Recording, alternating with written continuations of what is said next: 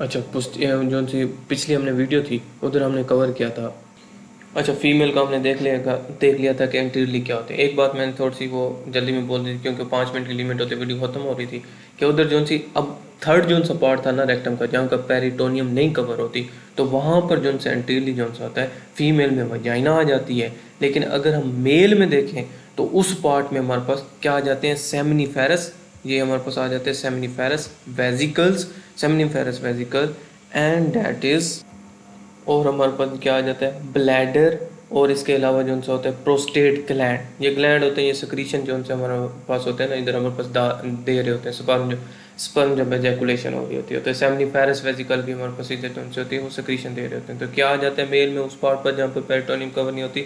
वहाँ पर हमारे पास seminiferous vesicle, prostate gland and the bladder and the vas deferens यहाँ नहीं दिखाया हुआ, तो अंटीरियरली जो है वास्ट डिफरेंस आ जाएगी। अब जो हमने ऊपर देखा था जहाँ का पेरिटोनियम 2/3 ऑफ द पार्ट में कवर थी, और उसको हम क्या, जो हमारे पास पाउच होता है रेक्टो यूट्राइन पाउच, जिसे हम ये देखें, ये अब हमारे पास जो है ना ये दिखाई हुई है, ठीक है ना, रेक्टो वेसिकल पाउच, जिसे हम पाउच ऑफ डुगलस भी कहते हैं, ये हमारे पास स्पेस होती है जो कि फीमेल और मेल दोनों में रेक्टम का जो सा ऊपर वाला पार्ट होता है ना, जो पेरिटोनियम से कवर होता है, और 2/3 पार्ट उसमें हमारे पास जो सा होती है एंटीरियरली साइड पर, ये हमारे पास रेक्टो वेसिकल पाउच होता है। ये देखें, ये स्पेस होती है ब्लैडर और हमारे पास रेक्टम के दरमियान, ठीक। ये हमारे पास एंटीरियर और पोस्टीरियर, इंशाल्लाह आपको ये रिलेशन कवर हो चुके होंगे। अब हम लिम्फेटिक ड्रेनेज, वेन, आर्टरीज और नर्व सप्लाई देखते हैं। अच्छा, जो अपर पार्ट ऑफ हमारे पास रेक्टम है ना, वो अगर हम देखें तो उसकी हमारे पास ड्रेनेज जो सी होती है वो हमारे पास होती है, पहले जाता है पैरा रेक्टल नोड्स में जाती है ड्रेनेज, यहाँ से जो अपर पार्ट होता है ना उसकी पहले पहला पैरा रेक्टल नोड्स में जाती है, और फिर इंफीरियर मेजेंटेरिक नोड्स में जाती है। लेकिन जो लोअर पार्ट है हमारे पास उसका रेक्टम, जो मिडल रेक्टल आर्टरी होती है ना यहाँ पर, उसको फॉलो करते हुए ये पहले कहाँ गिरते हैं, मिडल रेक्टल नोड्स में, और फिर यहाँ से इंटरनल इलियक नोड, यहाँ पर जाकर इंटरनल इलियक आर्टरी बन रही होती है, ठीक है ना। तो इसलिए ये जो सा लोअर पार्ट कहाँ पहले मिडल रेक्टल नोड्स में, और फिर हमारे पास इंटरनल इलियक नोड में जाकर गिरते हैं, ये हमारे पास लिम्फेटिक ड्रेनेज हो जाती है।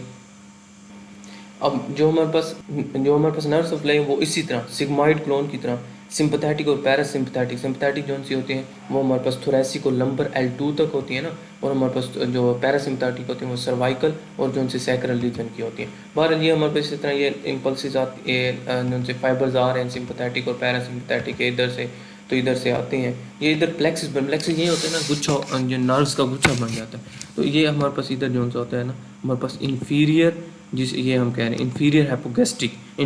हैपोगैस्ट्रिक प्लेक्सिस बन जाता है। तो वो सिंपैथेटिक और पैरासिम्पैथेटिक नर्व्स फाइबर जो इंफीरियर हैपोगैस्ट्रिक प्लेक्सिस बना रहे होते हैं वो हमारे पास जो होता है रेक्टम को सप्लाई दे रहे होते हैं। सुपीरियर हैपोगैस्ट्रिक भी बन रहा होता है, लेकिन यहाँ इसको कौन सी, सिग्माइड क्लोन को भी और रेक्टम को कौन सी सप्लाई दे रही होती है, इंफीरियर हैपोगैस्ट्रिक प्लेक्सिस से में जो सिंपैथेटिक और पैरासिम्पैथेटिक नर्व्स आ रही होती हैं वो सप्लाई दे रही होती हैं, ठीक।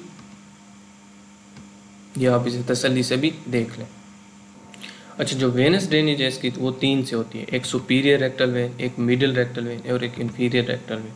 सुपीरियर रेक्टल वेन जोन सी होती है यहाँ से, क्योंकि वेन हमारे पास ऊपर की तरफ जाती है ना, ताकि इंफीरियर वेन का या सुपीरियर वेन का में जाकर गिरे, और नीचे से जो सा लोअर पार्ट हो बॉडी होता है वो इंफीरियर वेन का में जाकर गिरता है। तो जो ये सुपीरियर रेक्टल वेन है ना, ये जाकर किस में गिरती है, पोर्टल वेन में। जिस तरह हमने सिग्मॉइड क्लोन में कहा था कि सिग्मॉइड जो सी वेन होती है वो जाकर कहाँ मिलती है, हमारे पास सिर्फ पोर्टल वेन में मिलती है। तो इसलिए सुपीरियर रेक्टल वेन जो सी होती है वो पोर्टल वेन में जाकर गिरी, एक इसकी वेन ड्रेनेज हुई। दूसरी मिडिल रेक्टल वेन जो सी होती है,